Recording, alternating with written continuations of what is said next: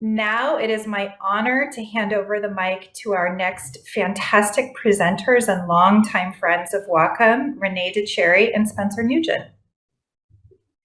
Hello, everyone out there. Good morning, good evening. Hello to you, wherever you are in this beautiful world and whatever time it is.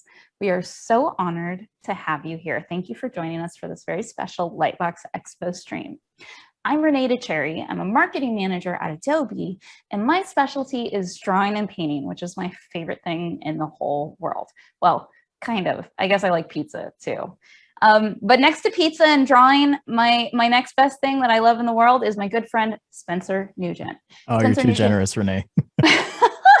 You're right up there with pizza, my dear. So Spencer here is award-winning industrial designer. And really quickly, I'm going to unpack what that means. So industrial designers create the world around us, whether it be this laptop or whether it be a microphone or whether it's a camera. It's the look and feel of real objects. And why does that matter? Aren't we talking about sci-fi today? Well, your sci-fi's got to be believable. And so Spencer's the perfect person to walk us through how to make believable designs with industrial design in mind for your sci-fi cool projects. So Spencer, thank you so much for joining me today. Hey, thanks, Renee. It's a pleasure to be here. And you know, I've never been compared to pizza before, so that's a first. I'm so glad. I'm glad I got that one. Check mark. Renee's the first. Compare me to pizza. Can you tell the people out there a little bit about industrial design and how you got started?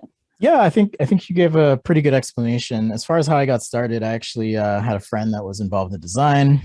A few conversations later and seeing what he was kind of doing, decided that, hey, maybe I should give this a try, see how it is. And turned out that I liked it in school, and I've continued since then. So I do a lot of online and in-person workshops, engagements, focusing on visual communication, because like you said, a big part of being a good designer is being able to express ideas. So yeah, a lot of what I do is start from scratch, draw a lot from imagination, you know, focus on perspective and presenting concepts. So yeah, as an industrial designer, I get to kind of dream something up and make it real. Sometimes I have done stuff for television production, sci-fi concept type stuff as well. So, you know, that skill is fairly translatable to basically dreaming up whatever you want. Yeah. And I think, I don't know, it's kind of like the hidden talent in movies and in animation design is knowing industrial design. So I think so. I think so.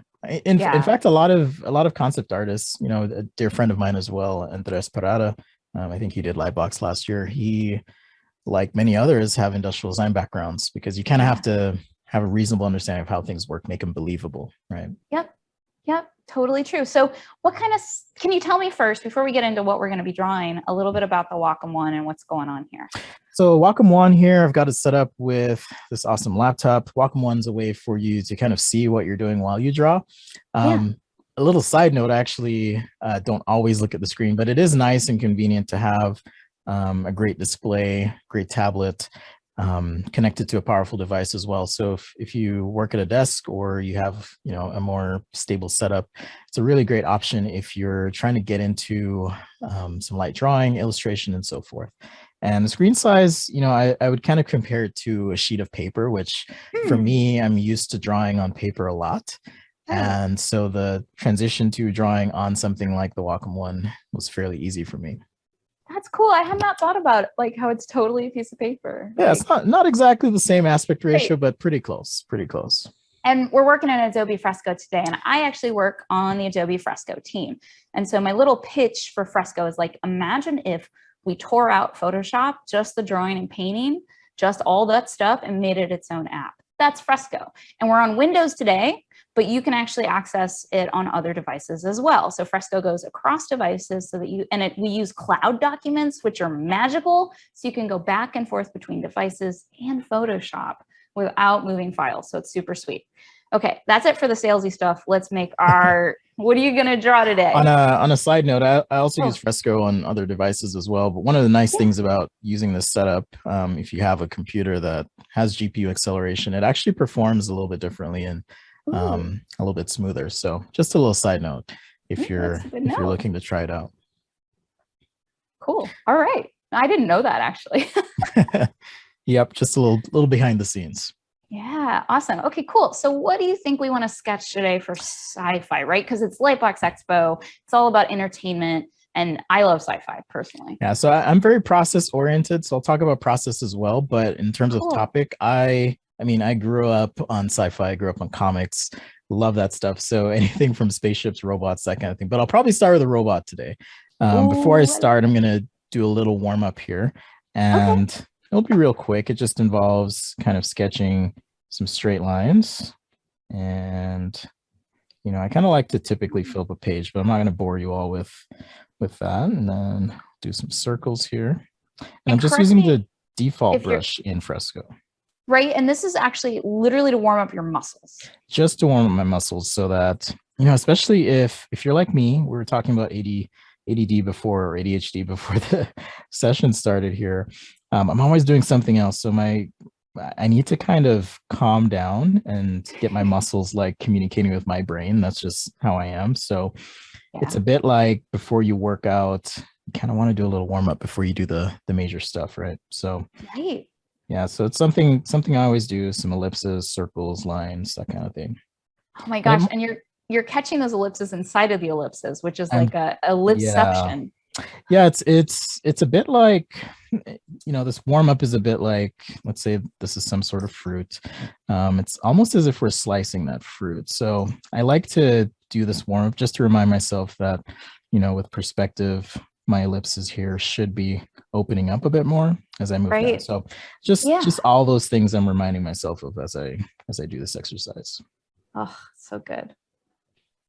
All right, so that's enough. And that's pretty much what I like to do before I draw. And if you're experienced, and I know a lot of people watching are experienced, you might think it's kind of a silly thing, but it actually, like I said, helps me get ready to draw and make sure that that I'm kind of on point. All right, so I'm going to start out with the basic brush here in Fresco, and that's just under sketching. A little tip here: if you decide to get into Fresco and want to start using it, and you're kind of all over the place like I am, I'm terribly unorganized. I jump all over the place. At least there's one organizational tip here that I like, and that is you can select favorite brushes. So I haven't made this a favorite yet, and I know that because the star is empty. So I'm just going to tap that star, and now it'll be in my favorites panel. So as I'm working today using a bunch of different brushes, if we find something interesting that we like, you can easily add that to your favorites. So I figured I'd start out with maybe some sketches of some weapons. All right. So, if you're playing any video games or movies, you probably have some weapon. Normally I'd be starting out with some sort of story in mind, but I'm just going to go ahead with some sort of generic shapes here, and I'll add details as I go. So this process is, in product design, I call it form, divide, beautify. I guess it's a bit like build, break, and beautify, perhaps, but I'm just trying to get some silhouetted shapes here. Then we'll pick one of these and see if we can spin it around in perspective and see what happens. So sketches then. Yeah, so I'm just starting with some general silhouette shapes, and then I'll add some details as we go here. And the reason I like doing it this way is kind of helps me just focus on overall shape and presence before I commit to having all my details in place, right? Because it takes a lot of time, especially if you're starting from scratch, to really figure everything out. Yeah. So I kind of like to take some time. One thing I heard once was that if you want to draw something, like let's say you want to draw a cute dog, then start out drawing the thing you don't want to draw so that you can get the ugly wrong thing out, right? Like draw an ugly dog. That's interesting. For me, it's kind of, as I go, I know the first, well, maybe just a little mental note, the first 100 ideas I do are not going to be the best, Right. So it is a bit like getting the stuff out so that you can get to the good things, right? Yeah. Make connections along the way, try different things as you go. Okay, so I have a few shapes here. You can also transform stuff if we want to make some more room, which we'll do a little bit later here. But for now, let's focus on some details. So once I have my overall silhouette, I can start to break this up. So functionally, kind of hinted at a handle here. Let's go ahead and just scribble this in. Just like so. Maybe there's some sort of grip here. Again, this is all just really rough, just to kind of get our ideas down. And then when we're ready, we'll do a little bit more. I love it. You know, it's cool to see you go into doing a little bit of the internal details. I guess I thought we might throw it away at this point, but I feel like this will help us make better decisions, doing some internal details. Well, not so much internal. I'm actually thinking about what's called a part break. So, and I'm glad you kind of introduced me as an industrial designer so people understand. Yeah, I'm actually thinking in terms of, okay, if I were to make this thing, what kind of part breakup might I have? And what I mean is, if you look at any product you have, something that you love or bought, chances are you have two pieces kind of coming together, right? And so you might have some rivets here, things like that, right? Or maybe it's a slightly textured area, stuff like that. So it's not always the internals, albeit sometimes I do sketch like that. But in this case, it's just more about capturing some quick details. Fresco also supports tilt. So if I want to just quickly shade in some stuff here, shade that in. And now I have a little bit of a 3D appearance to begin with. And remember, these are just thumbnails. So you know, the more I zoom out. And actually, a little tip is if you're coming up with concepts or even trying to sketch something out, if you sketch a little bit bigger and then shrink it down, it'll actually look better. So just a little tip for you there. You know, there's a question about expanding your visual library, you know, getting more unique shapes. And I'll answer it quickly, and then I'll let Spencer give his thoughts. I know the industrial designer Scott Robertson has an exercise he suggested where you draw scribbles or where you crumple up a piece of paper and you use the weird shapes from a crumpled piece of paper or scribbles to actually be your final form, to try and enhance, you know, and invent randomness into what you're creating. Now, Spencer, I'd be interested in knowing what kind of things you do. Yeah, so in terms of shape, and that's really great. You know, Scott's a friend of mine and certainly has been an inspiration over the years, and I haven't tried that technique actually, so I'm going to try that one. But for me, what I like to do is just, for me, creativity is about like finding those uncommon connections. So if I find something in my life that has an interesting shape, I'll kind of store that away, and then maybe I pull that out of my head. Sometimes what I'll actually do as well, okay, so there's a couple of things. I have two kids. My kids love Legos. Sometimes I'll take their Legos, build something, take a picture of it, and then use that as an underlay. Because, you know, inherent to the Lego as a product, it kind of has its own aesthetic, its own shape.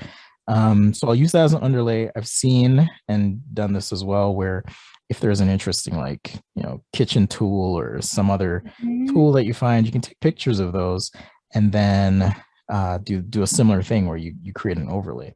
There's also some creative techniques that you can use.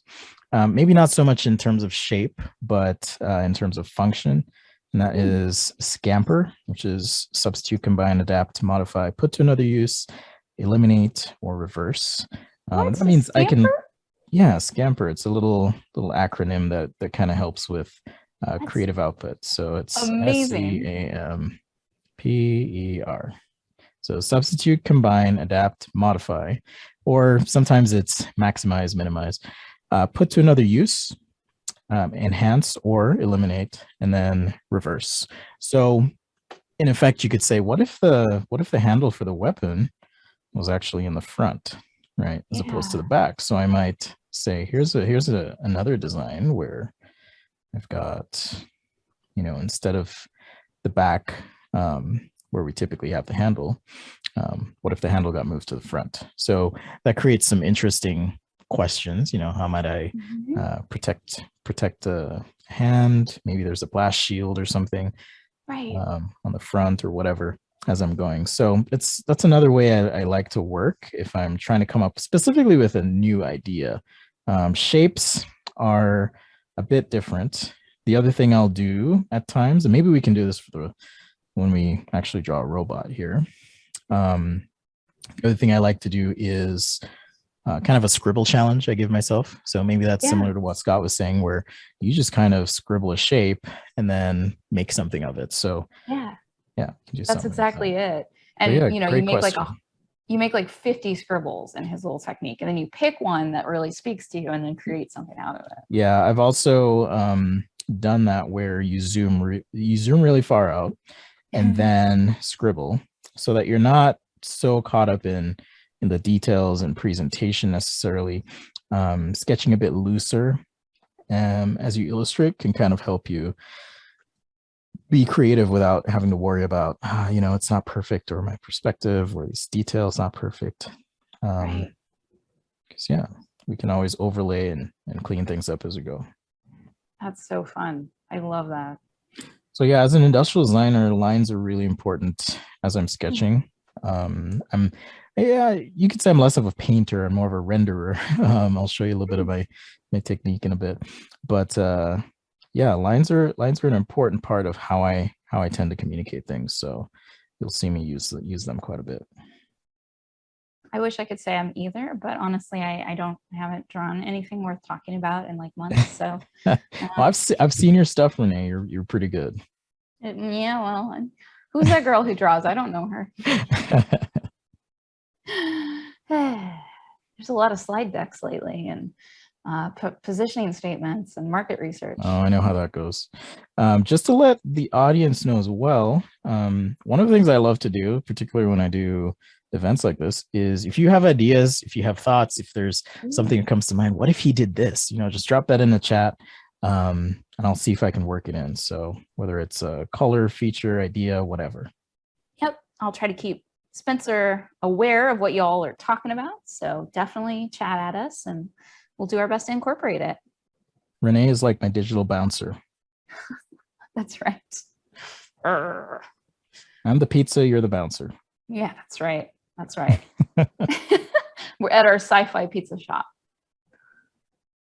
There's actually a really cool club here in San Francisco called the DNA Lounge, which is like a sci-fi pizza shop. So, oh, really?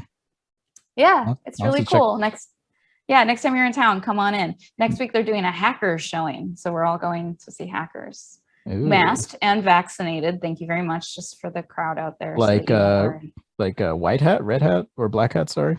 Oh, actually, like the movie from the 90s. Oh, I thought you meant like some famous hacker was going to show up and then... No. I mean, we have those too in San Francisco, but no, this is like, we're talking like Razor and Blade and like Crash Overdrive and that kind of hackers. Oh, okay. Gotcha. Sorry. Getting you all confused here. No, but Hackers the movie is amazing. And it's sad that Hackers the movie has more diversity in it than the tech industry. And I'm sorry, I got on a soapbox for a second, but I'm just saying it out loud. If you watch that movie, I've never actually seen it. Really? Oh, you gotta see it. I mean, it's goofy as heck, but yeah. Is it all dial-up modems? Yes, they're on dial-up. Okay, now everyone knows how old we are if we're talking about dial-up modems. Yeah. It's okay. We look great for our age. So. Yeah, I love those memes where they're like, if you use the dial-up modem, it's time to renew your AARP membership or something like that. Yeah. All right. Hey, respect your elders. So I've got some thumbnails here, and like I said, what I can do now is just kind of transform these. And if I'm coming up with a concept page, I like to keep some of the reference sketches there. So scaling this down allows me to have those. And then I like to also work on tons of layers where possible.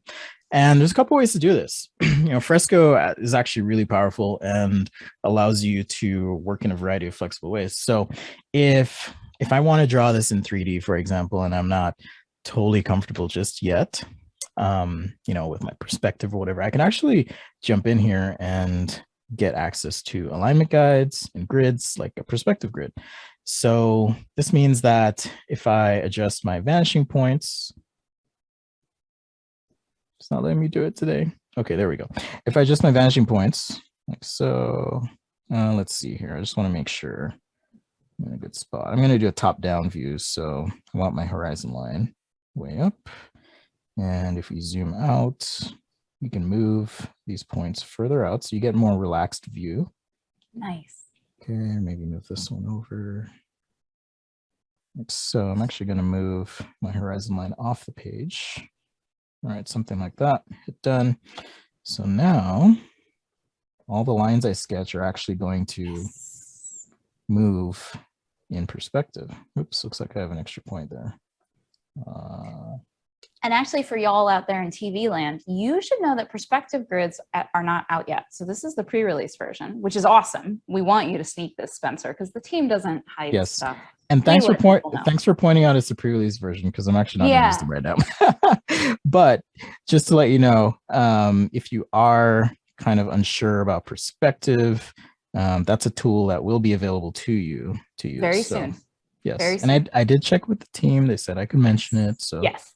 Okay. We're good. All right, but good. I don't want people downloading Fresco and then being like, where's the perspective grid? So good point. TBD, it's coming out soon, we promise. And if you're really excited, you can join the pre-release and get extra sweet features before everybody else, just like Spencer. That's right. Okay. Here's my thumbnail sketches. Got my main sketch here. So just kind of sketched up a rough rectangle here to represent the main body of this thing. So like I said, how I like to work typically is kind of build it out, right? So build a form and then kind of break that up. And that just means, function. What does the thing do? And then beautify, which is going to be all our details and colors and all that juicy stuff, right? So kind of a three-step process there. So this is kind of the beginning of our form. So now we get to decide which one of these we want to do. Do you have any favorites? Any favorite of the the thumbnails? Yeah, I'll zoom in for you. Yeah, ooh, this is hard. I really like number 2 because I like that big circle thing. Okay. But, I also really like the trigger in the front. Like, what's that? The FNP90. That's a really this one right here. Gun. Yeah, and so I kind of love the FNP90 look, and I also love the other one. So I don't know. I'm confused, okay, but maybe let's do 4. 4 is interesting. Okay, cool. Let's do 4. Okay. Oops. I like guns that look like space guns, but they're real. Like that P90 is just a sweet gun. Sorry. Sorry for you out there that aren't gun lovers. It's a tool. We should all have responsible behavior. So I'm gonna so what I'm doing is kind of looking at this now and seeing, okay, we've got some major breaks here. So I'm going to kind of rough these out like so. And if you're just on a side note, so as an industrial designer, I use 3D quite a bit as well. So if it's helpful, you can also mock up something like this in 3D. Oftentimes though, if it's simple enough, I'll just kind of sketch it out. So just letting you know. All right, so let's follow our jog line here. So Writing Graboids wants to know, how did you come to use Fresco? And I told them, well, it's because me and you were pals and I work for Adobe. That's what happened. I was like, hey, Spencer, I got this sweet app I'm working on. Will you please try it? And well, you seem to be enjoying it. So maybe tell the people a little bit about it. That I do. If you're like me and you work on a lot of files, okay, so you might not see this, but I heard y'all like to know about setups. So I've got a Mac Pro in this room. I've got my laptop. I've got another laptop. I've got like 3 cameras. So and my iPad, right, and phone and all this other stuff. So I'm always working on a ton of different devices. So one thing I really love about Fresco actually is that it is a part of the Creative Cloud ecosystem. So if you like using Adobe Creative Cloud, it plays really nicely. In fact, one of the things I really, really love, and this has probably happened to many of you before, you're working along and then you forget to save your file. Fresco actually saves your work as you go, and it does it in the cloud. So it makes it a lot easier if something goes wrong for me to actually recover. The brush engine is fantastic. There's a lot of different tools, and I like to think of apps almost like, if you're somewhat like me and you still like using traditional tools, it's a bit like having different tools in your toolkit. So depending on what I'm sketching, I like to use it, and if I feel inspired to use something else, I'll do that too. But it's kind of turned into a go-to for me, particularly as a scratch pad. If I'm painting, I paint a lot in Fresco as well. Just find out that it's relaxing. I don't have a better way to explain that part.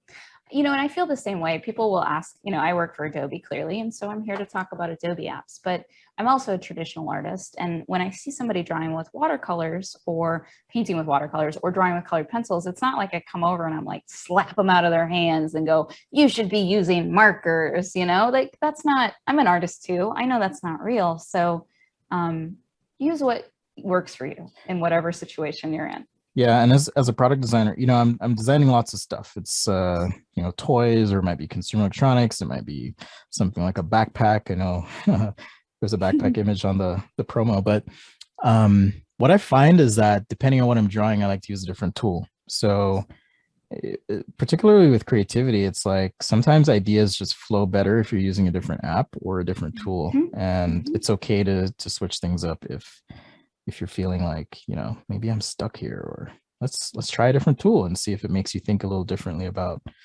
your concept even. That's right. This looks really cool.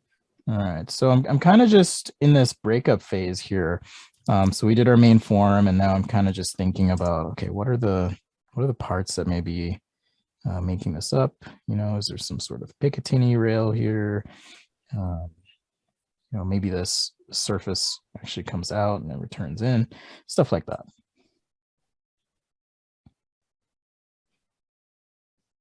That's fun.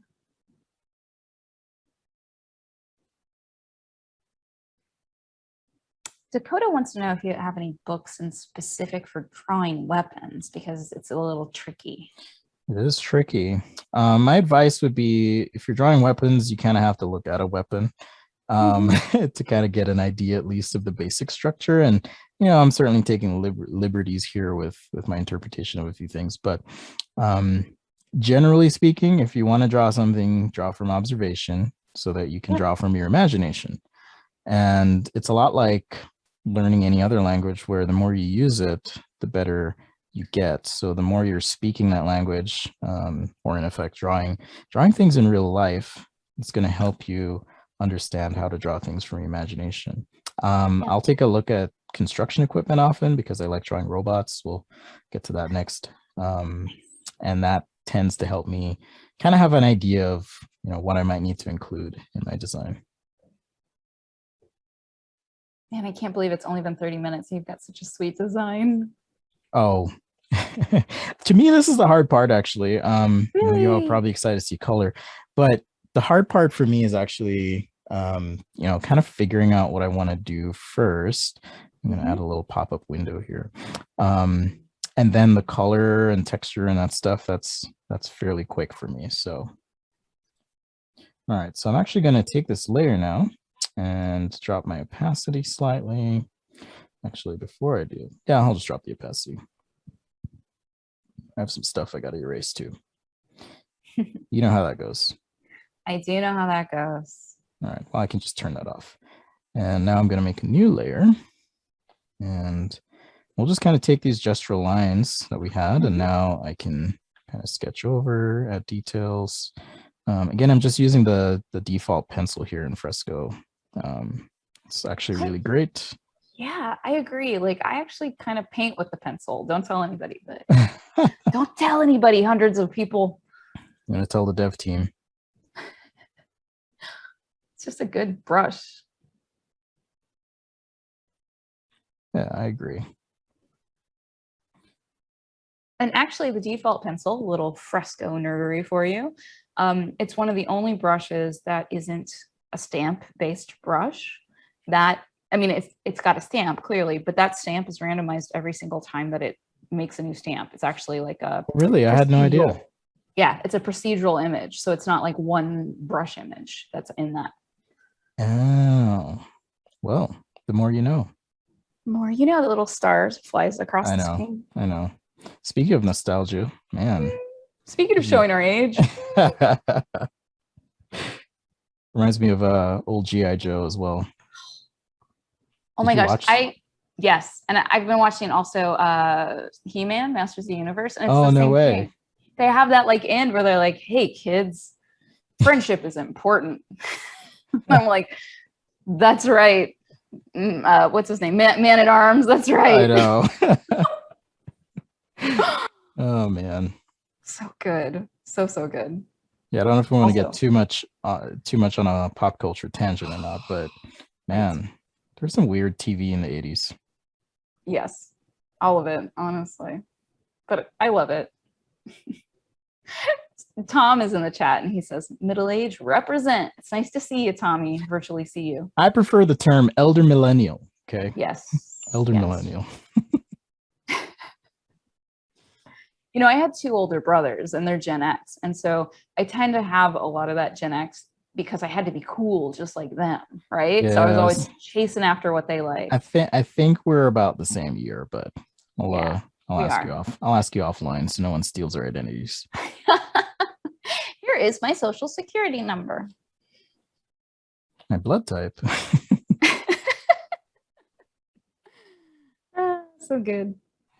All right, so this process here is just kind of refining what we had before. So if I turn this down even more, you know, I might change things along the way, clean things up, whatever. Then we'll add color here in a bit. It's adding some details for this kind of flip up screen. I know my background sketch here is kind of in the way, but shouldn't be a problem. It's looking great though. It's really unique. I like all the bits and bobs like going in and out. It's already got like a real style to it. Space Marine style. Yeah, I guess that would be a good way to put it. And you know, I'm kind of starting blank slate here, blank page, but that's good you caught up on that reference. It's something I like to kind of do as well. If I'm doing something more alien though, I'll typically lean into that scribble method. Just to kind of get some different shapes. You know, it's drawing in some ways it's an exercise in referencing what you know, and if all you know is really what's here on Earth, it's hard to always come up with something fresh. It is. I do love the weird alien designs that try hard, like Arrival, you know, like the septopods. Oh yeah. Yeah. That was a great movie. Yes. It's an even better short story. Do you have a favorite sci-fi movie at all? It's okay. Or is that a cliche question? Probably. There's so many that it's really hard, right? I mean, I guess if we're talking novels, we could give themes. Space. Okay. Space is great. We love space. We're super into the stars. Dune actually was always my favorite novel, and so I'm very excited for the new reboot. But I am a book person, and I've read the books, and I'm not joking, like 20 times. Like, and we're talking 1 through 6. Like, I have not read those. Yeah, so I'm scared because I don't know if the Dune in my mind is gonna live up to the Dune in Denis Villeneuve's mind. I'm sorry, I butchered his last name. I did see some what's the word? Early commentary on the movie though, and it sounds like it's gonna be amazing. So I also have been following that, so I'm very excited. I don't know if I'm gonna dress up like a Fremen or a Bene Gesserit to the opening. We'll see. Oh wow. There will be costumes involved. For me, I'm freaking out about the new Matrix movie. Okay, so we do have to talk about the new Matrix movie. I was losing my mind watching the trailer. Okay, go ahead. Yeah. Okay, so here's the thing about that. I live in San Francisco, and there's no way to see that trailer and not live in San Francisco and be like, oh yes, I live there. You know, like you can't, like every San Franciscan is stoked about this. Let me tell you, because we all love our city, and seeing it like that in such beauty, forget about it. I actually didn't notice. I guess the last scene in the trailer was kind of a giveaway, but I didn't notice at first it was in San Francisco. Every shot is San Francisco, almost every single one. And so living here, you're like, I feel like the first Matrix, they did a good job of making the location more obscure though. Yeah, you're right. They did. Didn't they like build a freeway for I think it was Matrix Revolutions. They built like a section Yeah. of road. Yeah. Yeah, it was not a place necessarily. They kind of made it like in every place, but this one Yeah. seemed very specifically like they were trying to call to San Francisco, which is interesting because if we conjecture, Neo was a programmer and of course San Francisco, right? So what does it mean for the new tech world? Not the tech world of 1999, but the tech world of now. Oh, so excited. Yeah, I remember just watching that movie and having my mind completely blown. First time. Wow. Yeah. Okay, so now I'm in a spot to apply some color here. So let's go for it. Let's go for it. Should be pretty quick too. Got a layer here. Don't want visible. Do you ever play the layer select game? Layers? Oh yes. Which layer's the layer? Which one? Which layer? All day, dude. All day. Which layer is it? All right. So I got my sketch. I'm gonna rotate slightly. Hit done. So a 3/4 view, the reason you do a 3/4 view typically is you want to kind of show a little bit more of the design. So this might not even be the only view I'd do. I'd probably do another view, but given our time constraints today, I'm gonna just roll with it. But if you are presenting a concept or you're thinking about doing something like this, you'd want to kind of show other views. All right. If y'all have any favorite colors as well, feel free to shout out or throw those out. Be happy to see if I can work that in. All right. What color should this gun be? And also to switch it up a little bit, we did have Patrick mention The Thing as his favorite. I'm sorry, as their favorite. I don't know your gender. Their favorite movie. So The Thing. What about those classic movies? Are you into the classic sci-fi? Well, how classic are we going? I mean, 20,000 Leagues Under the Sea, is that classic? Harryhausen, is that classic? I don't know. How far back do we go? I don't know how far. For me, Trip to the Moon, right? Voyage to the Moon. Yeah, now you're going like way far back for me. So, sorry, I'm trying to get out of this one mode here. Oh, what's up? Can I help? I can't get to my painting for some reason. There's a little blue thing here, so I may have to reboot. But yeah, if you maybe just save it and you could. Yeah, I'll just go back. So Patrick would also suggest orange and blue for this gun, which actually I totally like that idea. Oh, that's a good idea. Yeah. So orange and blue accents or something. Oops, wrong one there. Okay. All right, boom, back in business. Nice. Sometimes computers are against me. Well, and you are in the pre-release version, and so there's no shame in that. The pre-release is going to have a couple hitches. That's just the fact. All right, so usually I'll just block in my design. And you can actually work backwards too. So not only could you scribble stuff in, but you could also start with just some light gray shapes and then add details to those shapes. So it's another way to work. So it's almost like the reverse of what we just did here. Right. All right. So we're gonna do some orange and blue. I like that. And Patrick says it'll be hard not to make it a Nerf gun. And that's an interesting true. exercise. Like, how do you make it look like cool, but not like plastic? Oh, I will show you. So I have a couple brushes I like to use, particularly if I'm doing concept stuff. All right, so let's just finish blocking in on gray here. Yeah. Of course, I like using my own brushes, and you can do that through Creative Cloud library syncing if you're familiar with Adobe Creative Cloud. So if you have favorite brushes, those will just sync right over in Fresco. You put them in a library, and they're in all your apps. Yeah. All right. So one of my favorite default brushes, actually, I don't know if you use this one, Renee, is let's see, it's under painting. It's the Go-Go brush. Oh yeah, that one is good. I don't use it a lot though. Oh man, no. It's great because it just has this really cool texture to it and build up. I really enjoy it. So I'll be using that a little bit as well, but let's go ahead and finish blocking out some color. Just for the sake of saving time as you're working as well, because as creatives, time is money, so to speak, sometimes literally, but also figuratively. I'm not worrying about, painting this right on the border because my gray is on top. So just planning ahead. Yeah, you can just block that out. And if you're messy like me and you just want to even move, quicker, you can just paint outside and then go ahead, tap your eraser, and you can just erase. All right. Nice. So if it's a little easier, you can do things like that as well. Now, one of the reasons I say lines are super important for me is if I turn my sketch off, you can see the paint is just super messy, right? Without those sketch lines. So the sketch kind of helps pull things together. And as we work here, you'll kind of see how that makes it all happen. All right. Nice. Make sure we're on the right layer. Oh my gosh. I know. You ever Layer like trauma. work on something, layer trauma? Yes, of And course. then you're like 30 minutes in before you realize, oh crap, I'm on the wrong layer. All the time. It's too often. I know. Sometimes as a challenge, I'll actually paint on the same layer. Not today though, not today, but sometimes I do that. It's pretty brave. All right, so we'll keep blocking out some colors here.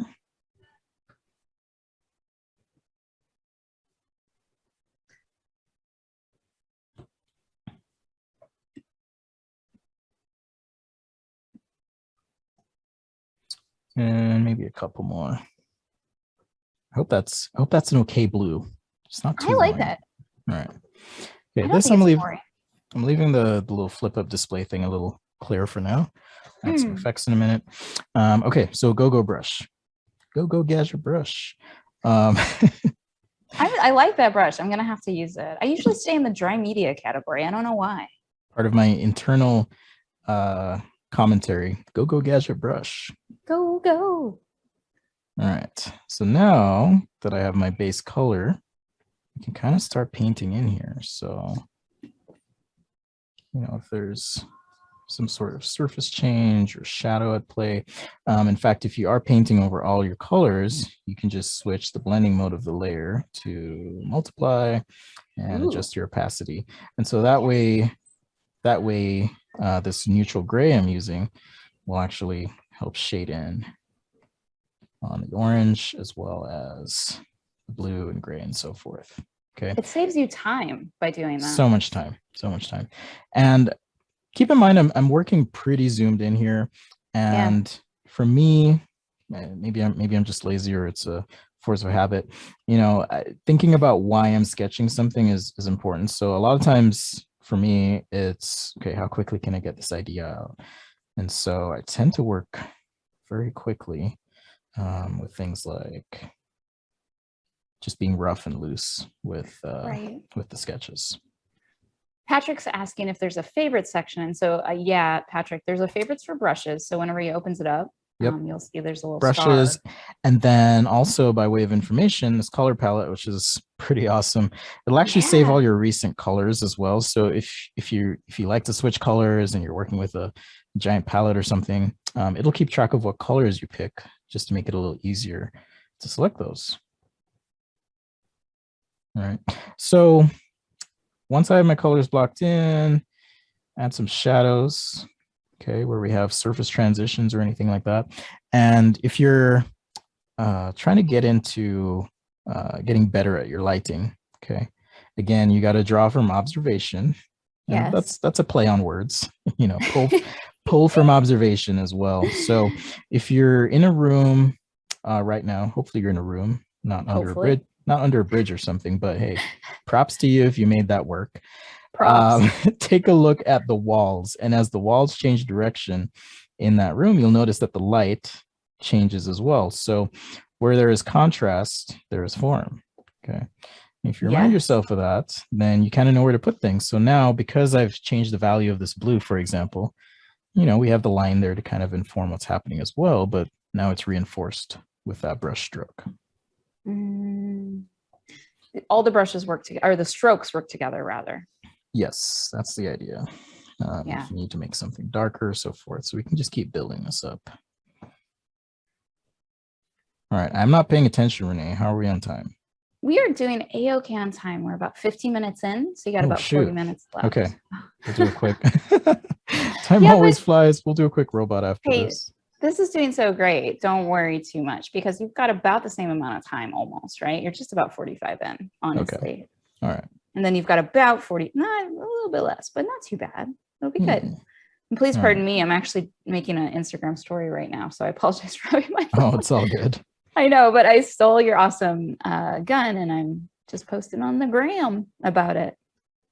Nice. Got to get Wacom in there. Well, thank you. Of course.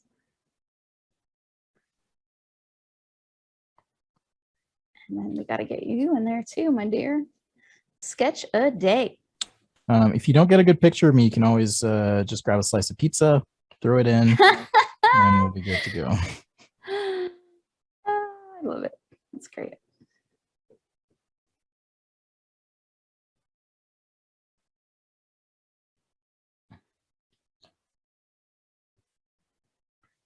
All right. I'll also say if I want to add more texture to this, like maybe it's more metallic or something, you can always find a picture online, throw it in on a layer similar to Photoshop. So like Renee said, this is kind of like taking the brush goodness of Photoshop and making it into a lightweight package that just really focuses on drawing. Okay. Yeah. Again, there's an example of value and how that can kind of affect how you perceive form. Okay, so I've just been working with blacks. So now I'm going to go to my whites and on a new layer. Let's make sure, there we go. Okay. Now I can zoom in. I'm actually going to use a different brush here. So I'm going to go back to all, I haven't saved this one yet. This is in my own brushes, Sketch Day brushes, and I'm going to use, let's see, the Spencil. So just a little digital pencil that I created. So again, if you have a favorite Illustrator or if you make your own brushes, you can always import those. Oh, that one's got nice crispiness to it. Yeah, a little crispy.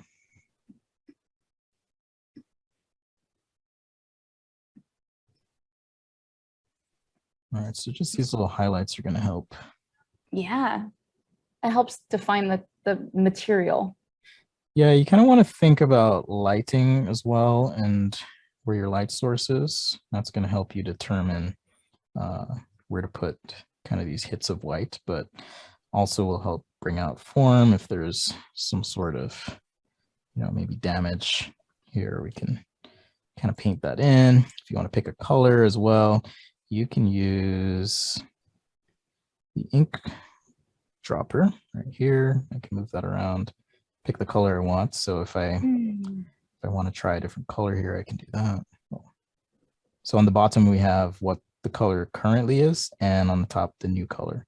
Just release, go back to my brush, and now I can paint that orange. So if I want to kind of create a little texture here, we can do that. I think it's a good balance. It's not a Nerf gun. Nice work. Thank you. I'm going to go back to my white. Again, we have all the colors here historically selected. So I can pick my white, jump back in. Yeah. Such a time saver. Those recent colors will also save opacity. So if you take that opacity slider down, you can keep those as well. So it'll, let's say you wanted 50% black, it'll give you 50% black. See, I was not aware of that one, so I just learned something. Yeah. There's a lot of little hidden gems in this app. So it's almost, yeah. Do you remember those old school video games where you'd find all those Easter eggs and stuff? I guess video games nowadays still do, but Konami code, what up? Up, up, down, down. Left, left, right, right. B-A-B-A. Oh man, Contra. Since we're drawing a sci-fi gun here, Contra was one of my favorite games. Yeah. It's perfect for Contra. So much fun. It is fun. I've been playing a really ancient video game lately called NetHack. I've never heard of that one. It's one of the oldest video games known to man, and I'm not kidding. It's really ridiculous. Like you're literally a little app symbol and you walk around an ASCII world. It's a one of those. Okay. Yeah, it's one of the roguelikes, one of the first sort of roguelikes. Did you ever play I think it was called the Black Cauldron back in the day? No, I don't think so. On computer. Okay. That was an old game. That and I used to play Golden Axe quite a bit.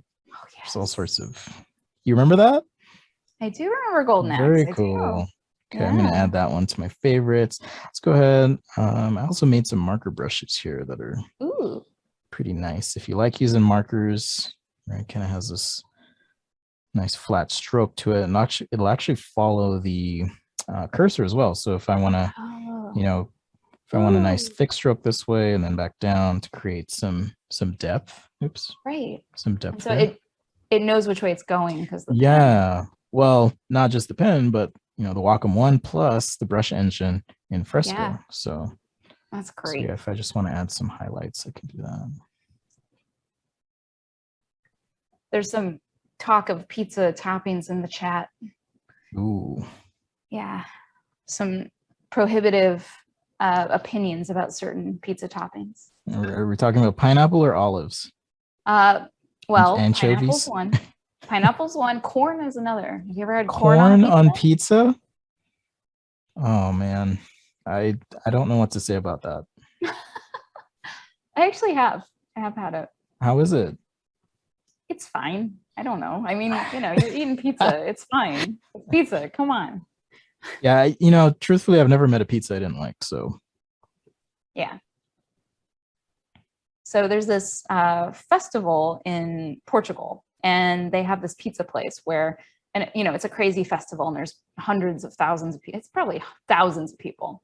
This pizza place, they don't take orders. They just make pizzas, and you walk up, and when you're first in line, you get to pick whatever pizza you want. And you just pick your pizza, you pay the man, and walk away. And the guys in the back are just making pizzas. And it's just random pizzas? Just random freaking pizzas. And so that's where I had corn on a pizza, because they're all vegetarian, but they just like throw random stuff on the pizzas. Okay, that sounds really interesting. It's a lot of fun, actually. I'm going back next year, and I can't wait. Well, COVID, you know, depending. I do have tickets for next year, and hopefully it's safe to go to Portugal. Hopefully. What a year and a half it's been, though. It's been hard. And so big hearties out there to everybody in the world who's dealing with it. Please take care of yourself, because it's been weird. That it has been.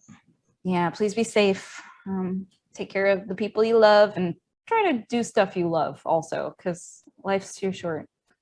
Oops. Okay. Go back to my favorites. All right, now I just want to add a few rivets, a couple things, and then we can move on to doing some other stuff. Cool. In 5 minutes, we'll be at 5 o'clock, and we're supposed to be at 5:30. Okay. So just letting you know how to partition your drawings. Well, you know how it is when you're having fun, time flies, or something like that. Yes. Something like that. Writing Graboid says, if you met Pizza the Hut from Spaceballs, Spencer, well, you might not. You might have met a pizza you didn't like. Okay, another confession. I've never seen Spaceballs. Are you kidding me? You need, right after this, you need to sit down and watch it. Renee, there's a lot of movies I haven't seen. I get that. But yeah. Mel Brooks is one of my heroes, so. Like, I've never seen The Big Lebowski, and everyone's always like, what? I mean, I haven't seen it. It's good. I'm not gonna say it's not good, but Spaceballs is better.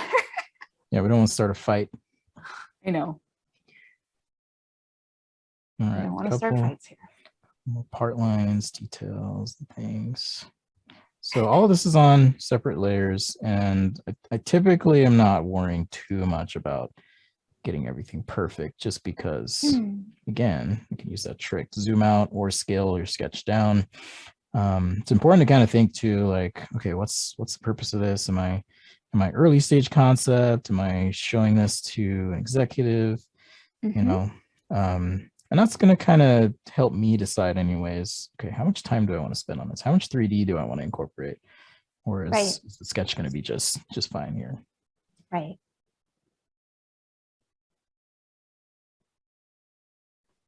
There are some extreme reactions to your admission in the chat about the Big Lebowski. I always get those reactions, so yeah, I get it. Talking sci-fi though, even though I love Dune, I love The Matrix. I mean, those are great. I love Blade Runner. Who doesn't love it? I do want to give a big shout out to Pacific Rim for being incredible. I wish we could just cancel the apocalypse. So good. Seriously, such a good movie. And when it came out, it's just like it's a flawless movie, okay? And I mean, it's dumb, but it is good. It's not dumb, Spencer. It's robots.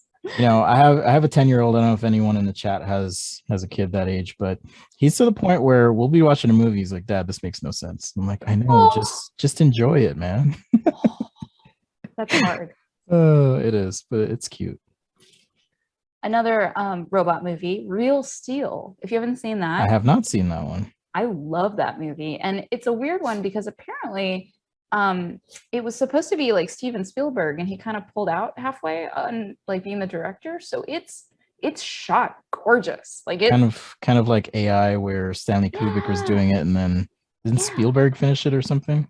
Yeah. That's right. And so I forget, I'm sorry that I'm getting the details wrong. The Wikipedia has all the information, but it's just such a beautiful movie out of nowhere. And the story, again, I think your 10-year-old would be like, Dad, what? But it's got sweet robots and they fight. And huge Ackman, as I like to call him. Huge Ackman. Huge Ackman. Please don't sue me. Okay. No. All right, that's enough for my little weapon concept here. But again, part of the reason I like to keep stuff on the page is to give a little bit of context. Let's just touch up my little display here. I'm going to use a pale gray green. Just kind of hit this there. All right, and you could throw a background in if you want to, but I'm not going to worry about that right now. When I do have additional concepts on page, though, I like to actually, let's turn that back on. I like to give them some love too. So let's jump back here. Make just a little bit of color. Just a little bit. Sometimes color, usually just gray, because you don't want them fighting each other for attention, so to speak. That's the way I like to think of it. So, okay, new layer there. Got my marker. Let's go with this gray. So it might be, for example, you know, just kind of shading in certain elements or parts, like so. And just having the value break in the concept can oftentimes just bring it to life enough.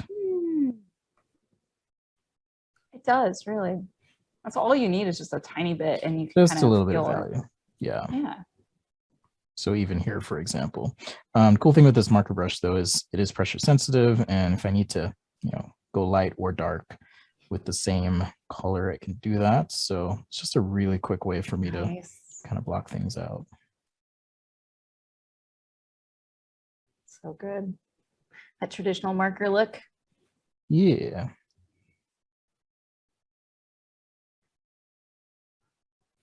You can kind of see it right there. Writing Graboid says that this gun would work in Subnautica, but I don't know what that is. If it's a video game or a movie. Oh man, you know, I think I pull a lot of inspiration implicitly and subconsciously from District 9. That movie. Ooh, so good. So good. Oh my gosh. Yes, I love anything I'm gonna have Neil to watch Blomkamp that. does. Yes. I'm gonna have to watch that again. He's incredible. That he is. You know, I'm sad that I heard he was working on a like an alien sequel of some sort, and I'm sad that didn't work out. No, it didn't work out, which is a real bummer for everybody. Yeah. Just a little drop shadow here. All right. Feeling pretty good about that. What do you think? I like it. It's not a Nerf gun. I feel like it could work.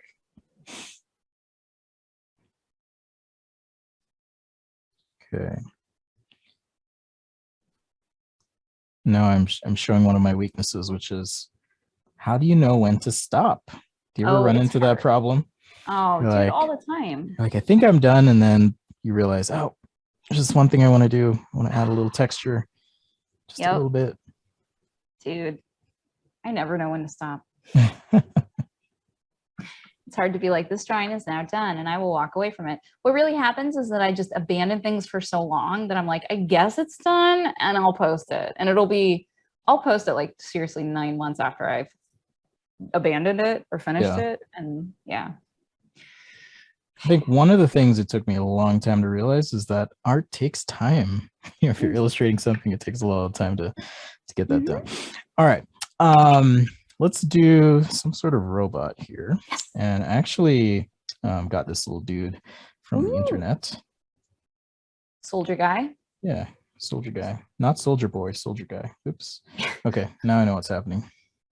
Okay, so I imported that into Fresco. You can copy and paste images, or if you want to actually tap on this little icon here that says place image, it'll open up your files. You can also pull from Creative Cloud libraries if you want. So I actually need to tap on this layer, and I'm going to convert that to a pixel layer so that I can erase some stuff. All right, I'm actually going to keep the plane for now. Cool. And just kind of isolate here.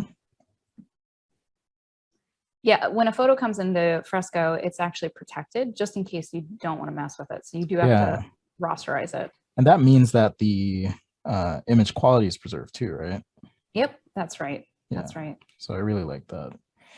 Yeah, so if I'm just comping something together and, you know, just need a quick sketch or a person in my sketch rather, I like to just pull an image in and then I could just place that wherever. So obviously this dude is looking up at something.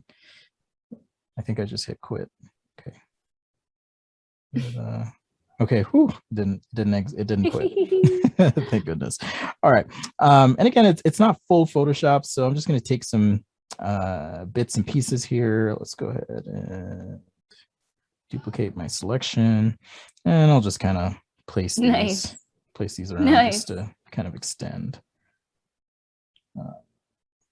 I like get this. lost here. There we go. Yeah, so you can kind of think of Fresco like a bit like you know, if you had a digital sketchbook and you know, you didn't necessarily like with a sketchbook, it's great for capturing ideas and you don't have everything at your fingertips, but it's just so good at I think the lightweight stuff that I really like using it. Yeah, I agree with you. And there's something about a pared down interface, you know, like I love Photoshop. Photoshop's in my heart, but it's nice to not have to look at everything. Yes, absolutely. All right, so I'll scale some of these up. And if you want to go to Photoshop, you can just your cloud documents are already like in the cloud and they just appear. So that's right. I do, if you have a brush as well, that was something like this grass, for example, you could also use that if you wanted to. Sorry, I just need to make sure. Don't get lost in my process here. Okay. Duplicate. You got 25 minutes. Oh, we're good. Yeah.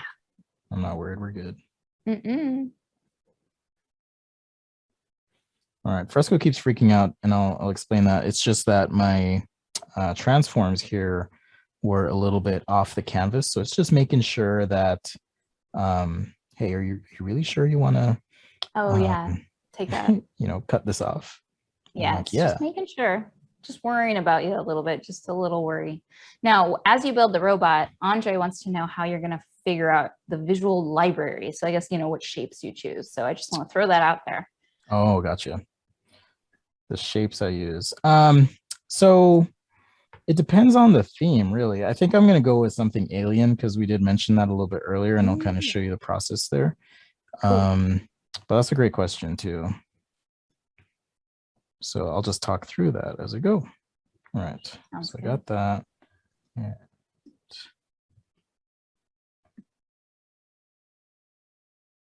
okay, I'm used to using, you know, I'm just going to merge these down. That'll be easier. Oh, select multiple. There you go. It's like, why is my shift key not working? And let's see. I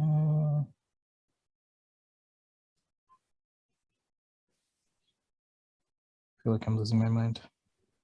Maybe. Oh, here we go. Merge selected. There we go. There we go. All right. And, you know, I probably should have done multiply on those, but whatever. We'll just use the go-go brush to make it look good. Heck yeah.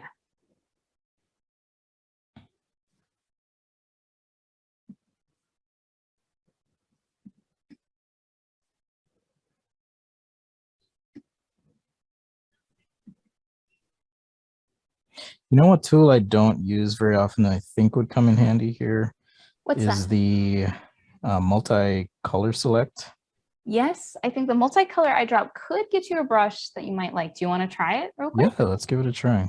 Okay, so and when you're in the color picker, that's where you find it. So it's that bottom option there. Ah. Now hover your brush over things and make it really big, and you'll start to see, like if you increase the size of your brush. Okay. Yeah, you see that it's giving you that little preview of what your brush might be. But the size of the stamp will be the size of the sample, right? Oh, so let me increase my brush here.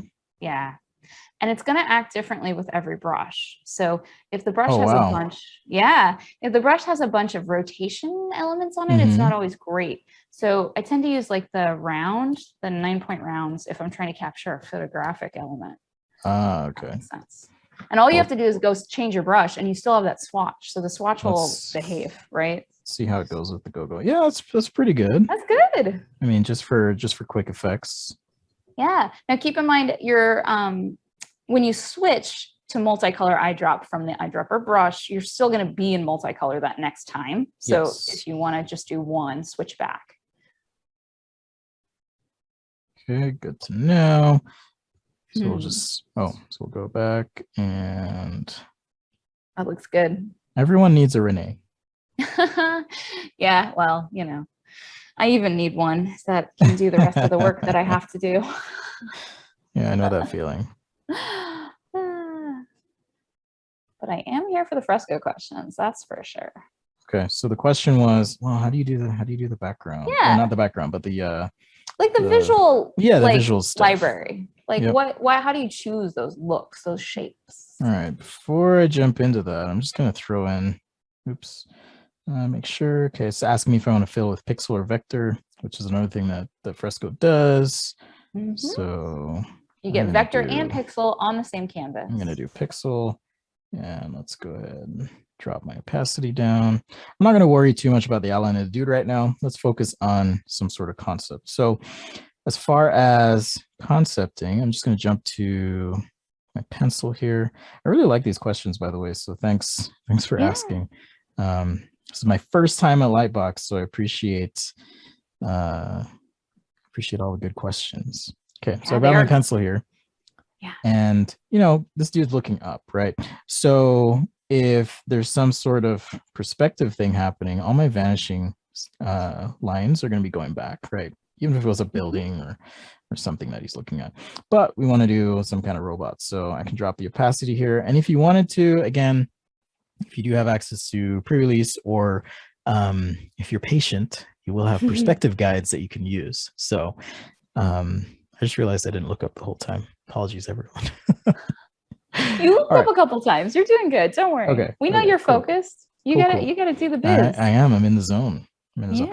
All right. So scribbles, you know, you can do a couple different ones, and you know, maybe you have some idea of what you want to do. So maybe that's one. And I can jump in here and go ahead and turn this off. And maybe there's another scribble of some sort.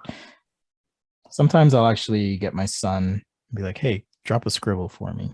And he'll kind of help out. Bespoke scribbles from your children. Yeah. All right. So maybe we'll go with this one. And now what I'll do, let's do the reverse of what I did the first time. So I'm going to start by picking, I'll just use this kind of eerie green color. And I guess maybe I'll use red, actually. That sounds interesting. So I'll use kind of this little red here. And let's make sure. Okay, that's my scribble. Cool. So now I'm going to paint with the Go-Go again. I'm telling you, it's a solid brush. I'm going to need to add it to my favorites. That you should. So now I can kind of paint in, and I'll be using these scribbles as reference as well. So I think I'm going to be able to pull something out of the shape, and I'll try and keep close to the scribble. Yeah. As well as I do this, try and hold true to the shape. All right. And if I need to pull something out, we can do that as well. So it's kind of just starting with value instead of starting with all the details. And then you can kind of paint in those values. All right. So if there's an interesting shape or something, I might go, okay, what is this thing? Maybe it's some multi-legged, weird alien robot thing. I don't know what it is yet, but we can kind of figure that out. So here, for example, maybe this is some sort of break, so I can paint that in, do some other shapes, give it some form. Just some nice brush strokes.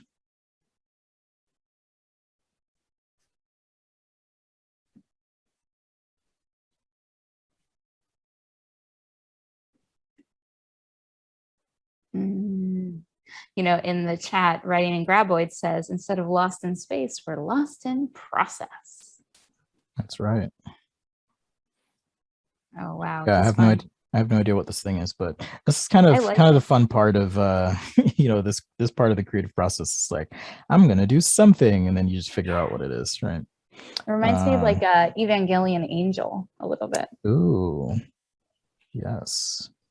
I saw your meme you posted the other day. It was funny. Did you illustrate that little comic? Yeah. Oh, very cool. Very cool. Yeah, I know y'all have no idea what we're talking about, but if you go to my Instagram, you can see the comic, which was a riff off of Evangelion, and also that webcomic _ name, where the punchline's always, oh no. Yeah. So Evangelion, the punchline of every movie, and I'm sorry, or the spoiler alert, Shinji doesn't want to get in the robot. And then he does. And that, I'm sorry, I just ruined all the movies for you. And it's true. Yeah. Sorry. That's it.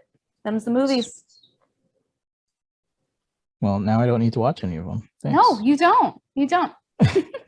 No, but they're great. You should watch them. They're fun.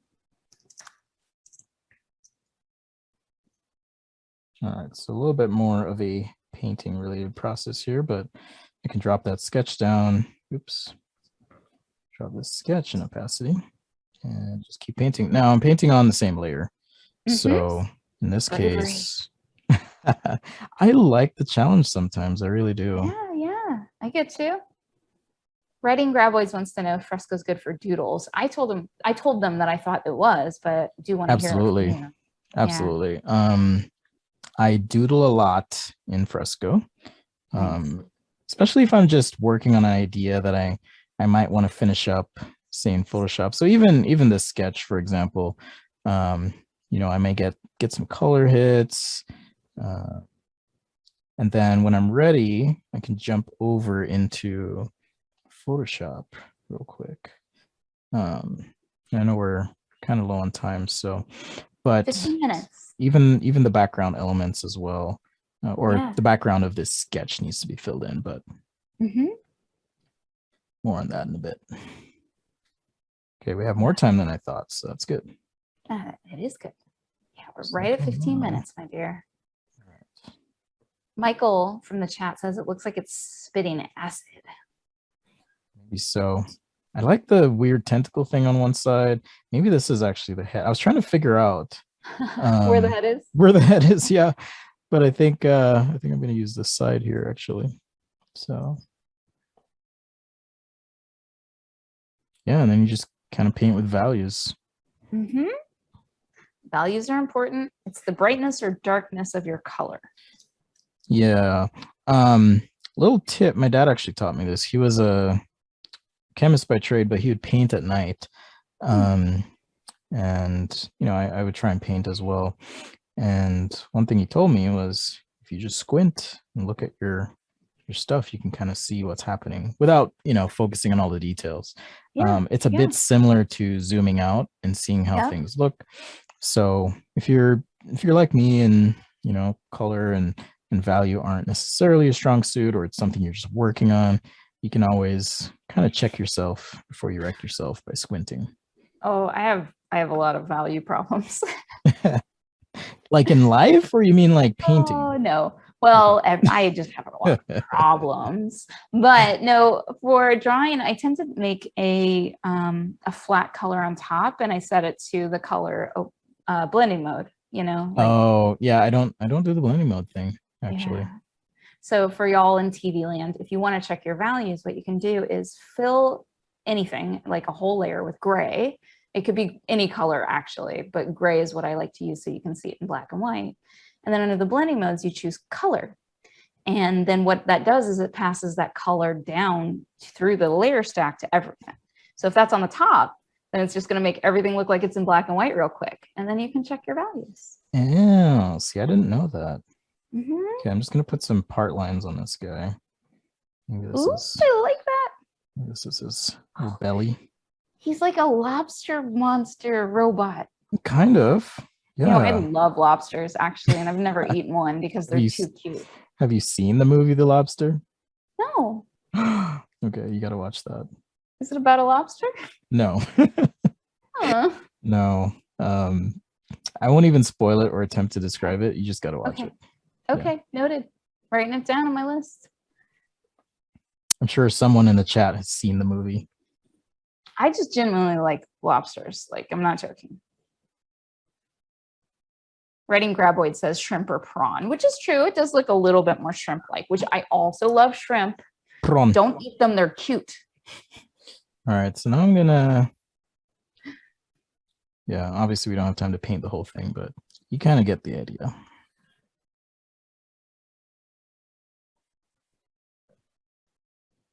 Pepe the King Prawn. That's his name. Be the king of prawns. The space prawn. Space prawn. Okay, I do want to take some of this blue. Okay, there we go. And finally, I'll use a new layer. Yes. But the only reason is I don't want to mess up my painting too much. I just want to get... You can go back. Yeah, I just want to get some of the environmental light on this guy.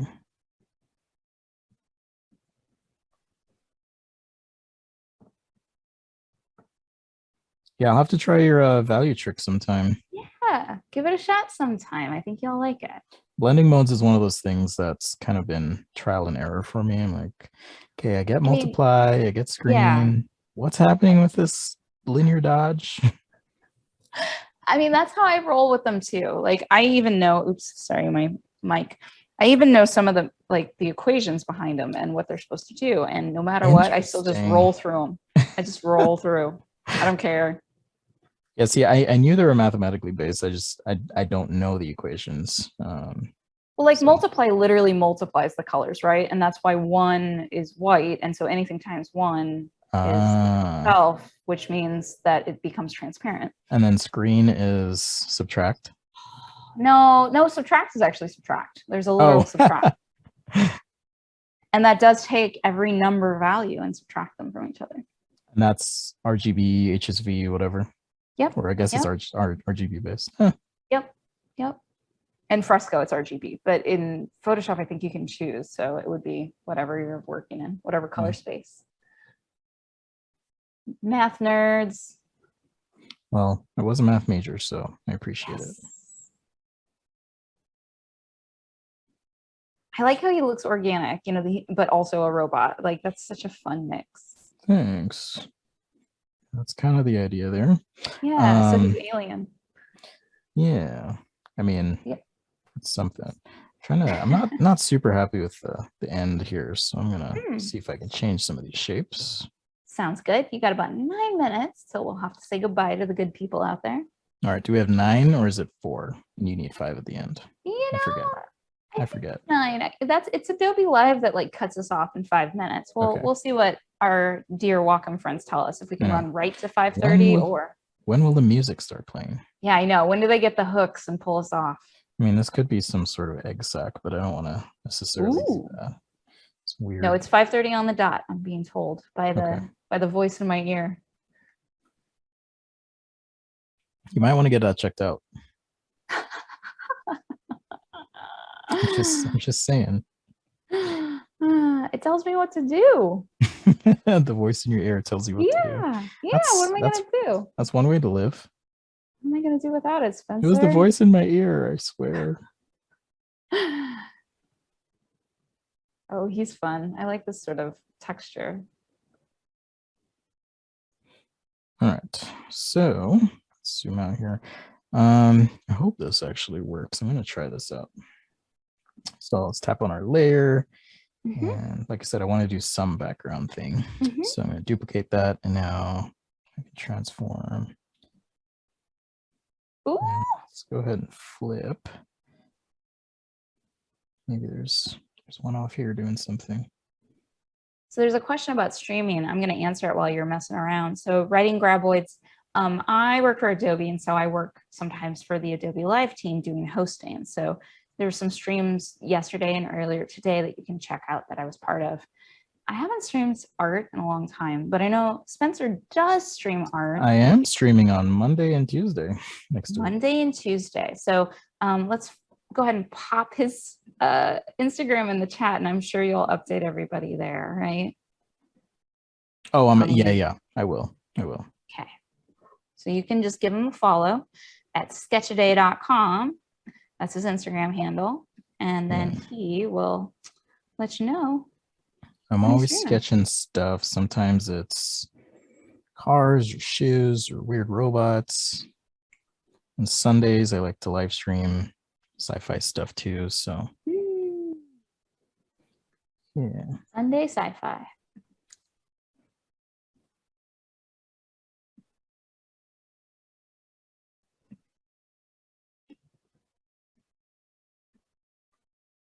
I love the other guy. Maybe I I'll like make that he's got a friend. Make his head hump a little bigger.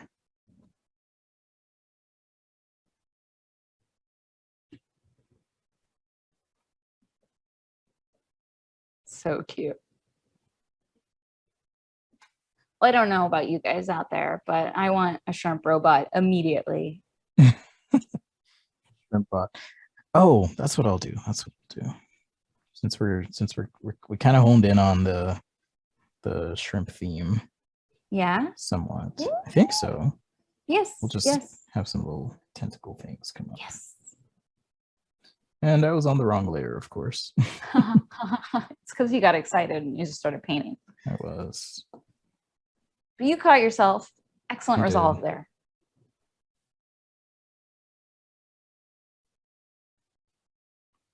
Come on. Here we go. I wish I streamed more. We've been thinking about doing some sort of show, but life is busy. Yeah, I know what that's like. For sure. TBD. Stay tuned. I'll let y'all know. Like on Twitch or something? No, I would do Behance, you know, gotta rep that's right. Adobe. That's right. Gotta rep that Adobe. But Jay and I have been talking about doing some, I don't know, joint show to doing something. It all came up from the Star Wars book. They came out with the second archive book. And we thought about going through that live and just talking about it. Thought it might be a good time.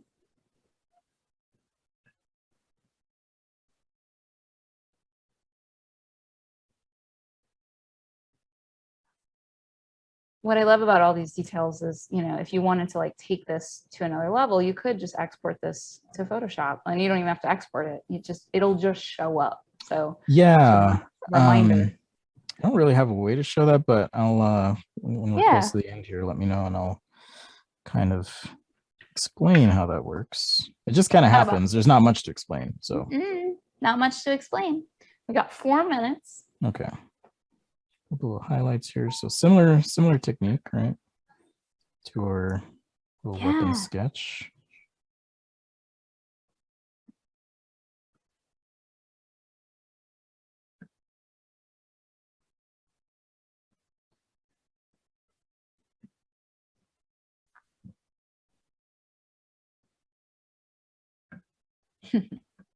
I like those little highlights. All right. So if I put a person in a painting like this, one thing I do like to do is just kind of throw some brush strokes over it, and then we'll do some quick background stuff I guess you could say.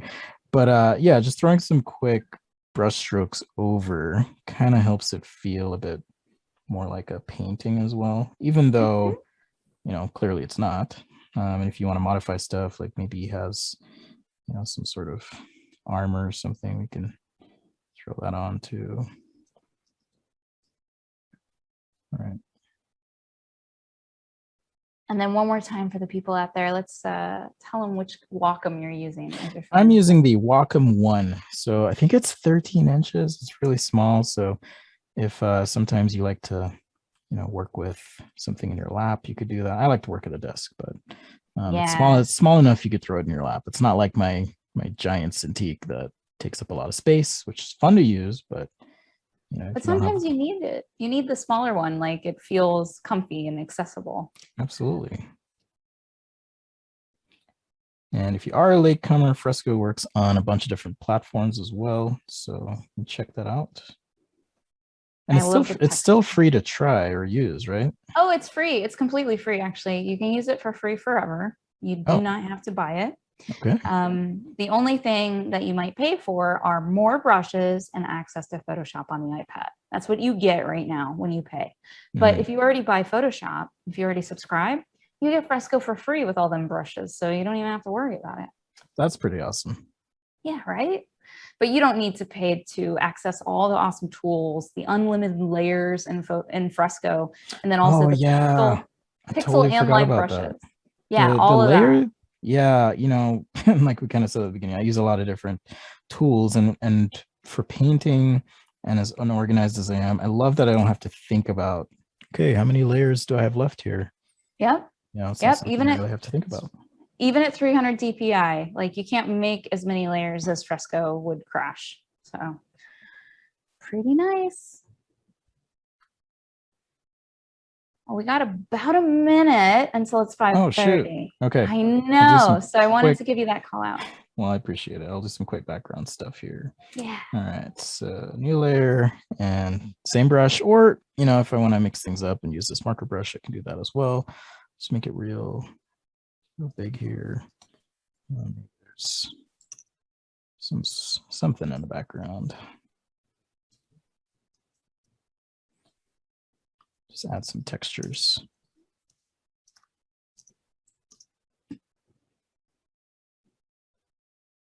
Draw my opacity down. And, you know, if you want to duplicate these guys and throw them in, you could do that. Also, I think what I'll do is just duplicate this layer. Yep. Oh, that already added so much, Spencer. Bring that up. Wow. And yeah, with a little cleanup, right?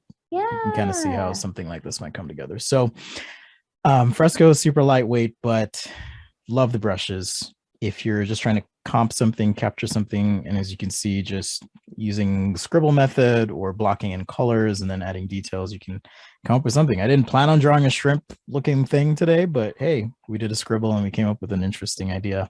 And with some refinement, you know, you can.